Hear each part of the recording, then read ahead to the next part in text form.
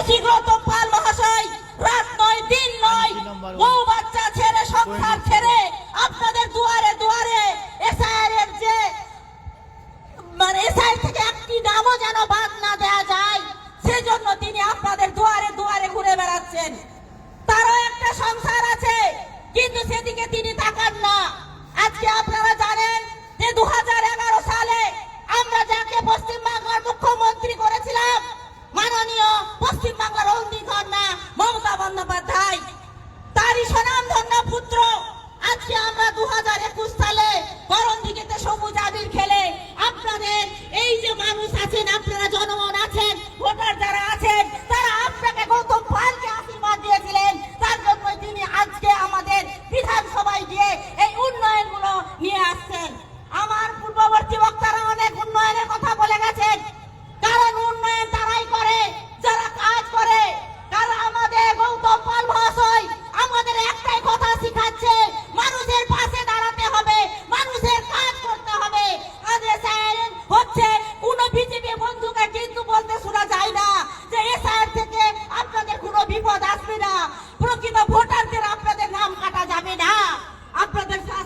আপনাদের সাথে বুথ স্তরের যে নেতারা আছে তারা আপনাদেরকে বলছে যে আপনারা চিন্তা করবেন না, কারণ আপনারা জানেন যে 2-1 দিন আগে আমাদের বিধায়ক সাহেব আপনারা যেন বিপদে না পড়েন তার জন্য ব্লকে বিডিও সাহেবের কাছে গিয়ে তিনি একটা আন্দোলন করেছিলেন, কেন আপনারা যেন আপনাদের ভোটারটা বুঝে নিতে পারেন। তাই বলছি বন্ধুগণ, 2011 সালে মমতা বন্দ্যোপাধ্যায় ক্ষমতায় আসবার পর আমাদের অনেক উন্নয়ন করেছেন। আজকে সেই উন্নয়নের কথা ঘরে ঘরে আপনাদের বাড়িতে বাড়িতে আছে, আপনারা প্রত্যেকে কিন্তু সুবিধা পাচ্ছেন। শুধু তৃণমূল ঘর থেকে যারা আছে তারা কিন্তু সুবিধা পায় না। আপনারা পাচ্ছেন বিজেপি সরকারের যারা নেতারা আছেন, জুমলাবাজ যারা আছেন, তারা মানুষকে ভাওতাবাজি দিচ্ছেন, তারাও কিন্তু এই সুবিধা থেকে বঞ্চিত হচ্ছেন না। তাই বলি আপনাদেরকে এসআইআর নিয়ে আপনারা চিন্তা করবেন না। আমাদের পাশে আমাদের কর্মবীর বিধায়ক আছে। আমরা একটাই কথা জানি যে আমাদের পশ্চিম বাংলার শের নিয়েছে মমতা বন্দ্যোপাধ্যায়, আর আমাদের করণদিঘির শের আছে মাননীয় গৌতম পাল। সে কোনো মতই কারো কাছে হারবে না, নত শিকার হবে না, এসআইআর থেকে একটিও ভোটারের নাম বাদ যাবে না। কিছুক্ষণ আগে রহিমদা বলছিল যে আমরা তৃণমূল কংগ্রেস করি, আমাদের নেত্রী মমতা বন্দ্যোপাধ্যায়, আমাদের নেতা অভিষেক বন্দ্যোপাধ্যায়, উনারা আমাদের মাথার উপরে আছে পাবো না। আপনারা জানেন যে আমরা যখন এমএলএ সাহেবকে জিতিয়েছিলাম তখন উনি বলেছিলেন যে আপনারা করণদিঘির মানুষ, আপনারা সুখে শান্তিতে থাকতে পারবেন। আমাদের উন্নয়নের কথা বিধানসভায় তিনি যান, তিনি আমাদের জন্য ভাবেন এবং তিনি বলেন যে করণদিঘিবাসীর জন্য কি দরকার আছে। তাই আমরা বিজেপি সরকারকে একটা কথাই বলতে চাই, যতই লাগাই ইডি, যতই লাগাও সিবিআই, এসআইআর আর এফআইআর, শুনে রাখো বিজেপি এই বাংলা মমতার মমতার মমতার। তাই বলি আপনাদেরকে বন্ধুগণ, এসআইআর নিয়ে চিন্তা ভাবনা করবেন না, কারণ আমাদের কর্মবীর বিধায়ক আমাদের সাথে আছে, আমাদের পাশে আছে। আর আমি আপনাদের কাছে বেশি বলবো না, তবু আমার অনেক কথাই বলতে ইচ্ছা করে যে আমাদের দাদা যতগুলো উন্নয়ন করেছেন ফাইল আপ হয়ে যাচ্ছে, আমাদের ফাইল আপ হয়ে যাচ্ছে। আজকে পথশ্রী প্রকল্প যেখানেই যাবেন, বিগত দিনে আমরা বামফ্রন্টের এমএলএকে দেখেছিলাম, তাকে কিন্তু কোনোদিন দেখা যায়নি, এই জনসাধারণের পাশে বসতে দেখা যায়নি। কিন্তু আজকে আমাদের গৌতম পাল মহাশয় আজকে আমাদের পাশে আমাদের মধ্যে বসে আছেন। এরকম বিধায়ক আপনারা দেখেছেন? আপনারা কিন্তু এরকম বিধায়ক আপনারা দেখেননি। তাই বলি লাভ ছাড়া ক্ষতি নাই, আর দিদি ছাড়া গতি নাই, গতি নাই, গতি নাই। তাই বিজেপিকে বলি, বিজেপি হুঁশিয়ার, তোমরা এরকম ভাওতাবাজি দিবে না। বিজেপি চালাও পার্টি, তোমাদেরকে আমি একটা কথাই বলে যাই যে দিদি কিন্তু মানে একবার নয়, এমএলএকে লাইফ টাইম আমরা দেখতে চাই। কে বলি বন্ধুগণ, এমএলএ এরকম এমএলএ যেভাবে আমাদের কাজ করে চলে যাচ্ছে, সেই সেরকম এমএলএ আমরা বারবার আমরা ওনাকে দেখতে চাই। কারণ তিনি আমি লক্ষ্মীর ভান্ডারের কথা বলবো না, এসআইআর নিয়ে যে কথাটা বলেছে, 2002 সালে যে সমস্ত ভোটারের নাম ছিল তাদেরকে রাখি ভোটার তালিকা থেকে বাদ দেওয়া হবে। কেন বাদ দেওয়া হবে ভাই? আমরা 2025 সালে আমাদের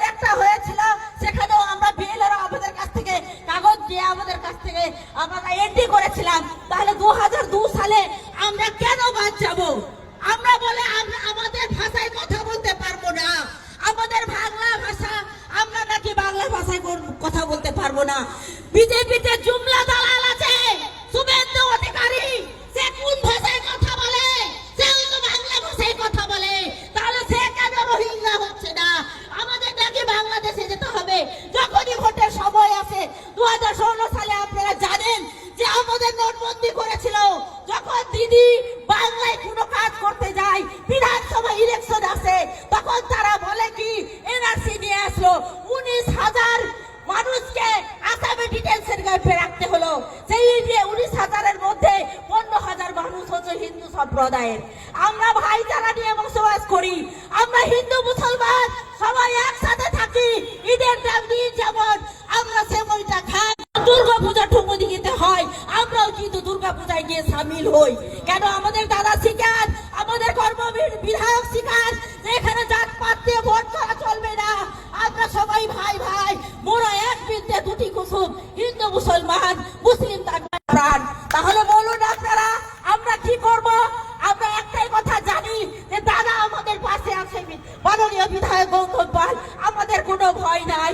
এসআই থেকে একটিও নাম বাদ যাবে না। আমাদের লড়াই করতে হবে না বন্ধুগণ। আমরা যাকে বিধায়ক রূপে এখানে জিতিয়েছি, আমাদের কর্মবীর বিধায়ক আছে, উনি যতদিন আমাদের এখানে থাকবে করণদিঘি বিধানসভায়, আমাদের কোনো ভয় নাই। অনেক বাম, কংগ্রেস আর বিজেপি আপনাদের আনাচে কানাচে ঘুরে বেড়াবে, আপনারা কিন্তু ভুল করবেন না। যে ভুলটা আমরা লোকসভা ভোটে করেছিলাম, আমাদের মূল্যবান ভোট, সেই ভোটটি আমরা বিজেপিকে দিয়েছিলাম।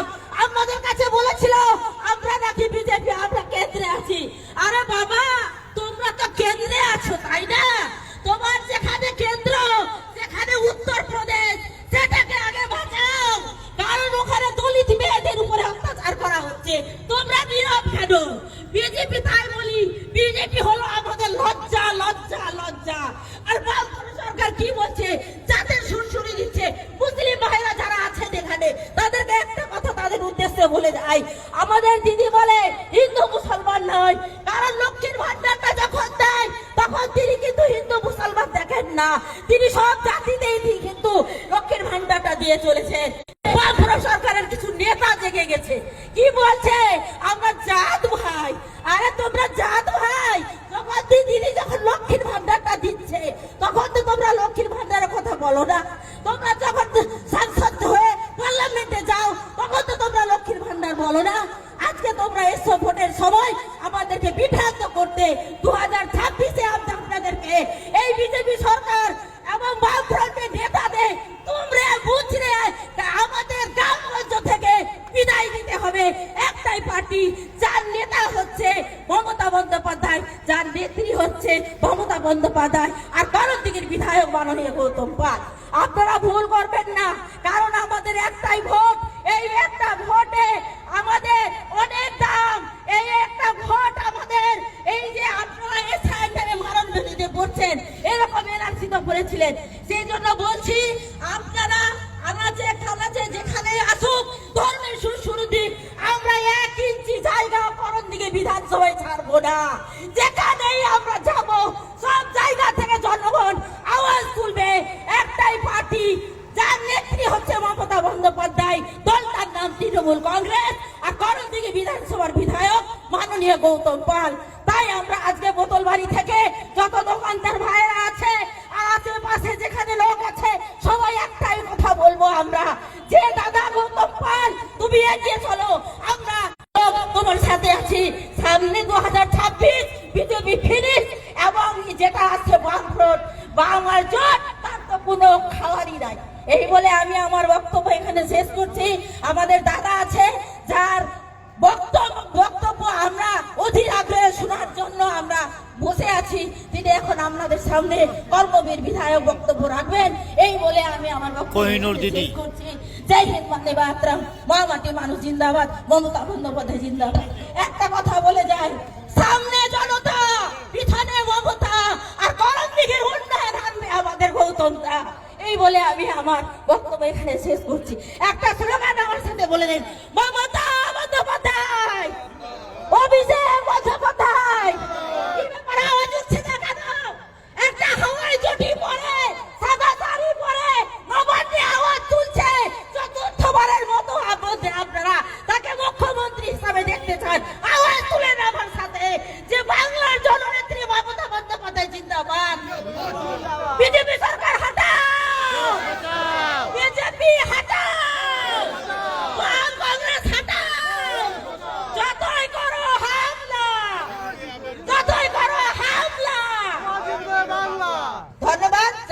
বন্দে মাতরম, মা মাটি মানুষ জিন্দাবাদ, মমতা বন্দ্যোপাধ্যায় জিন্দাবাদ, সর্বোপরি বোতল বাড়ির জনগণ জিন্দাবাদ। আওয়াজ উঠছে ভাই, ভোট হবে 2026-এ, হবে তো? দাদার হাতে আমরা সবুজ আবির খেলবো তো? দিদিকে উপহার দিতে পারবো তো? আজকে আপনাদের শপথ গ্রহণ করতে হবে। আমরা পিছিয়ে নই দাদা, এগিয়ে চলো, আমরা সাথে আছি। ধন্যবাদ। ধন্যবাদ আন্টি নাম্বার 1 কে। এবার আপনাদের সামনে বক্তব্য রাখবেন আমাদের দীর্ঘদিনের কিষাণ সেলের অন্যতম নেতা তরুণ সরকার মহাশয়। ওনাকে মঞ্চে আসার জন্য আবেদন করছি, আপনি আপনার বক্তব্য পেশ করবেন।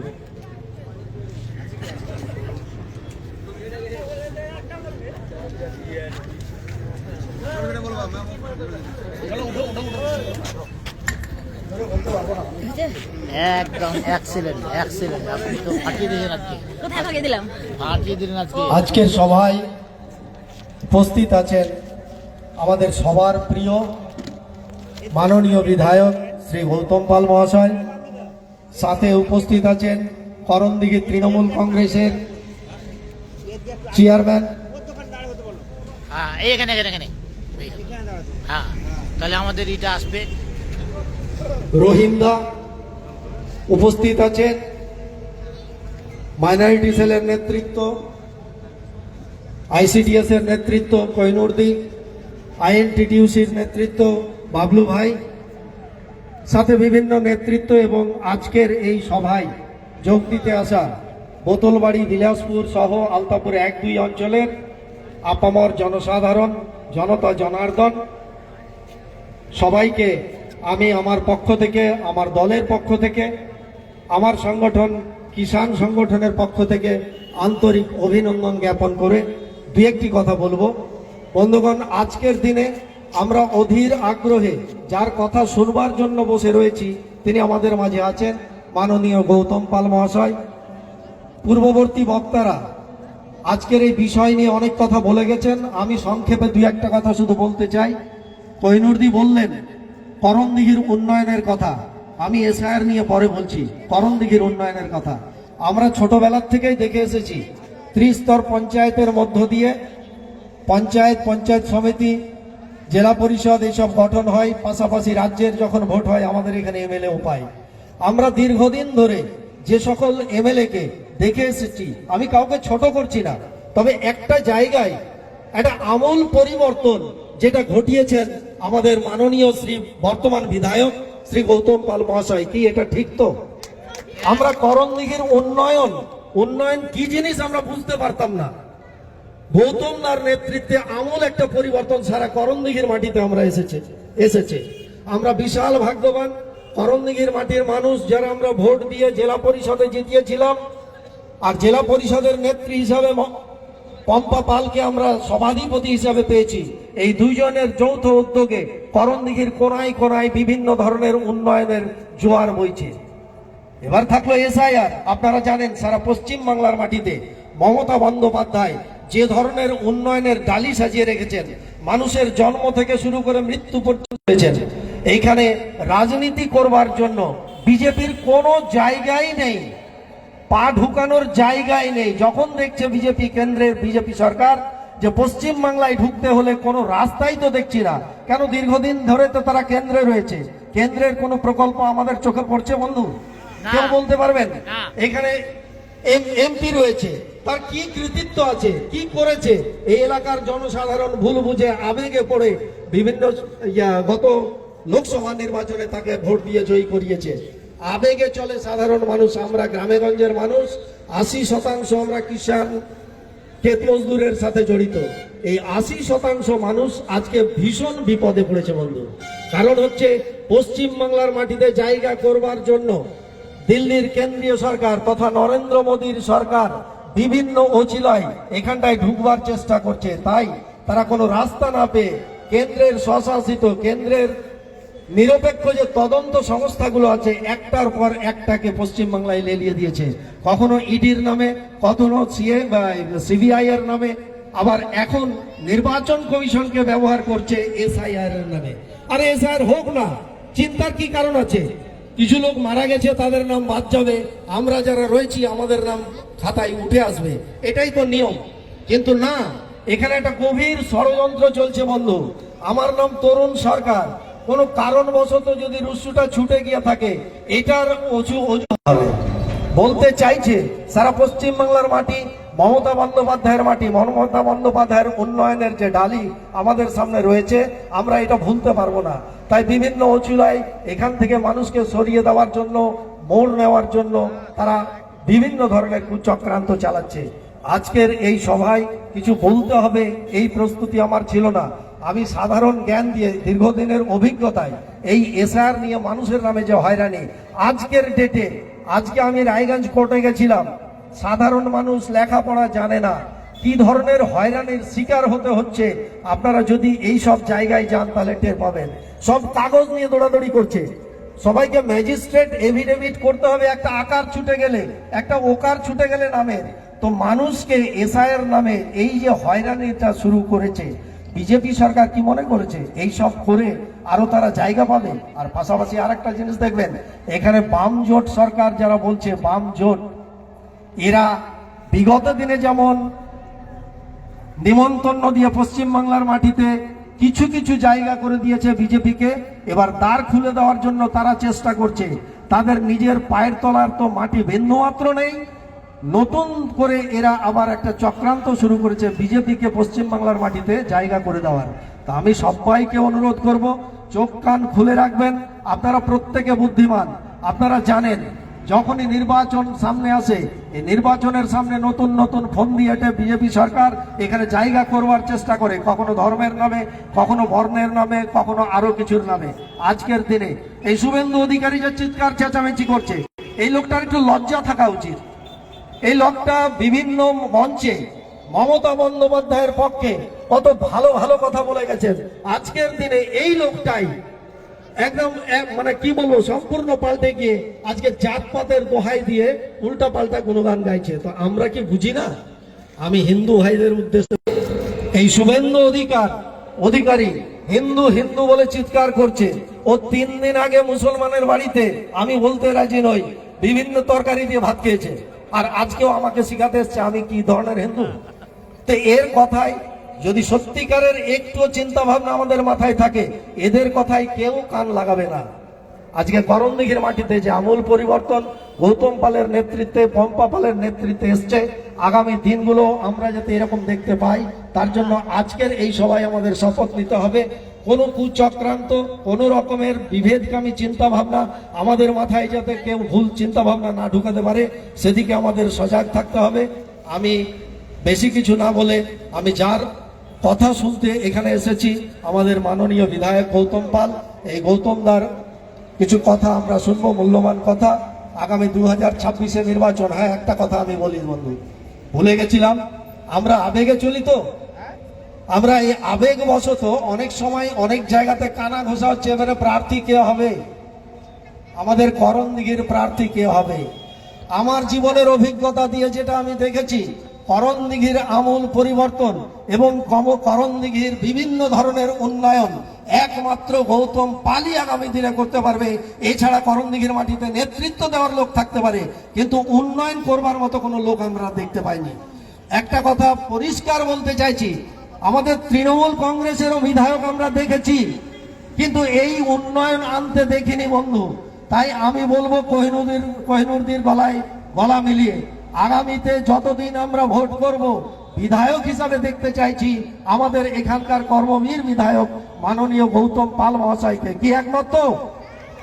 গৌতম দা জিন্দাবাদ, গৌতম পাল জিন্দাবাদ, মমতা ব্যানার্জি জিন্দাবাদ, অভিষেক ব্যানার্জির জিন্দাবাদ, তৃণমূলের জনতা জনার্দন জিন্দাবাদ, তৃণমূলের সৈনিক সব জিন্দাবাদ। ধন্যবাদ। জয় হিন্দ, বন্দে মাতারম, মা মাটি মানুষ জিন্দাবাদ, তৃণমূল কংগ্রেস জিন্দাবাদ, কিষান ক্ষেত মজদুর তৃণমূল কংগ্রেস জিন্দাবাদ। তরুণদা জিন্দাবাদ। ধন্যবাদ তরুণদাকে। এবার আপনাদের সামনে বক্তব্য রাখবেন আমাদের বিধানসভা গঠিত হওয়ার পরে আজ পর্যন্ত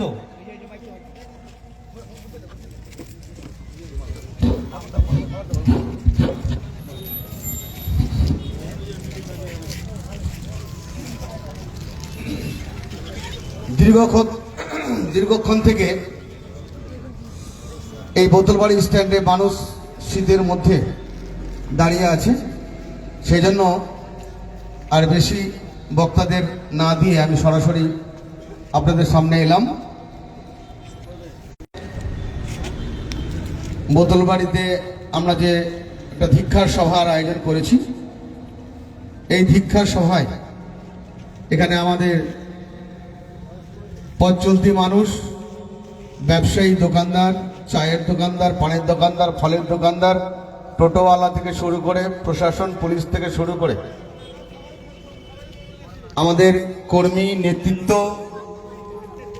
আমাদের ব্লকের চেয়ারম্যান রহিম সাহেব ছিলেন, জেলা পরিষদের সদস্য, এখানে আমাদের সিনিয়র লিডার একরামুল দা আছেন, জেলা আইএনটিটিউসির জেনারেল সেক্রেটারি, এবং এখানে সিনিয়র লিডার মালচান্দা আছেন, মালচান্দ সিং মহাশয়, এখানে কৈনুর দি আছেন, মোনা কাকিমা আছেন, এই অঞ্চলের অঞ্চল প্রেসিডেন্ট আক্তার সাহেব, কুশপাল প্রধান, আনিসুর উপপ্রধান, তৎসহ আমি আলতাপুর ওয়ানের প্রধান আজাদ আছে এখানে, আলতাপুর ওয়ানের চেয়ারম্যান আছে এখানে, এবং তরুণদাকে বক্তব্য রেখেছেন।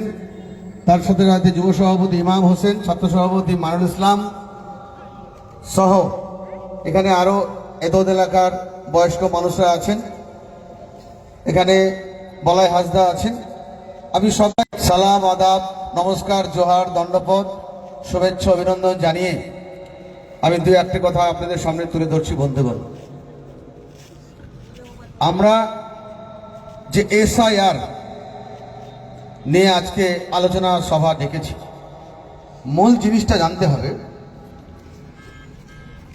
যে ভারতবর্ষে কতগুলো রাজ্য আছে। 23টা রাজ্য আছে। বিহার, ঝাড়খণ্ড, উড়িষ্যা, গুজরাট, মহারাষ্ট্র, উত্তরপ্রদেশ, জম্মু কাশ্মীর, আসাম, ত্রিপুরা, সিকিম, অনেক রাজ্য আছে। সব রাজ্যে কিন্তু এসআইআর হয়নি। আর এসআইআর যদি হতেই হয় নির্বাচনের প্রাককালে কেন? কিছুদিন আগেই বিহারে এসআইআর হয়ে গেল, সেটা নির্বাচনের প্রাককালে আগে হয়ে গেল। পশ্চিমবাংলায় একই রকম, যে নির্বাচনের আগে এসআইআর করতে হবে। এই উদ্দেশ্যটা আপনাদের সামনে তুলে ধরার জন্য আমরা বক্তব্য রাখতে এসেছি। এক্ষুনি নির্বাচন ঘোষণা হয়নি, সেই জন্য এক্ষুনি ভোট নেই। আশা করছি আজকে 16ই জানুয়ারি, আগামী 16ই ফেব্রুয়ারিতে ফাইনাল পাবলিকেশন ভোটার লিস্ট বেরোবে। 20 তারিখের মধ্যে ইলেকশন ডিক্লেয়ার হবে। আরো এখন 1 মাস সময় আছে। আমরা আজকে ভোট চাইতে আসিনি, শুধু আপনাদের সজাগ করতে এসেছি, সচেতন করতে এসেছি, এনকারেজ করতে এসেছি, উৎসাহিত করতে এসেছি, আপনাদের সান্ত্বনা দিতে এসেছি আপনাদের। সেটা কি? যে এসআইআর এর কাজ শুরু হলো। এসআইআর এর বাংলা সোজা সাপটা বাংলা মানে হলো ঝাড়াই বাছাই করা। কি ঝাড়াই বাছাই করা? যে কে মারা গেছে, ডেথ, কে মাথা ঢুকলেও কিন্তু এসআইআর কে বন্ধ করা যেত না। এসআইআর চালু হলো বেশ। ইমিগ্রেশন ফর্ম, মানে যে ফর্মে নাম লিখে জমা দিতে হয়, ভোটার তালিকায় যাদের যাদের নাম আছে লিখে জমা দিতে হবে, সেই ফর্ম বিএলও মানে বুথ লেভেল অফিসার, এরা বিলি করলো, বাড়ি বাড়ি দিল আর রিসিভ করে নিল। ভালো কথা। এবার একটা ম্যাপিং হলো। ম্যাপিংটা কি? যেটা ইংরেজি শব্দ। ম্যাপিং হচ্ছে যে যারা 2002 সালে নাম ছিল তাদের হিয়ারিং করতে হবে না। যাদের বয়স কম, 2002 সালের পরে ভোটার তালিকায় নাম এসছে, তাদের হিয়ারিং হতে পারে, কারণ তার নাম 2002 সালের তালিকায় ছিল না। তখন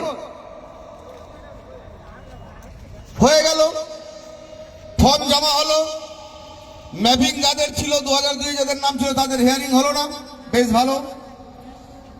যাদের 2000 হলো, তখন মজার ব্যাপারটা হচ্ছে এই জায়গাটা আমাদের ধরতে হবে যে আসল জিনিসটা কি।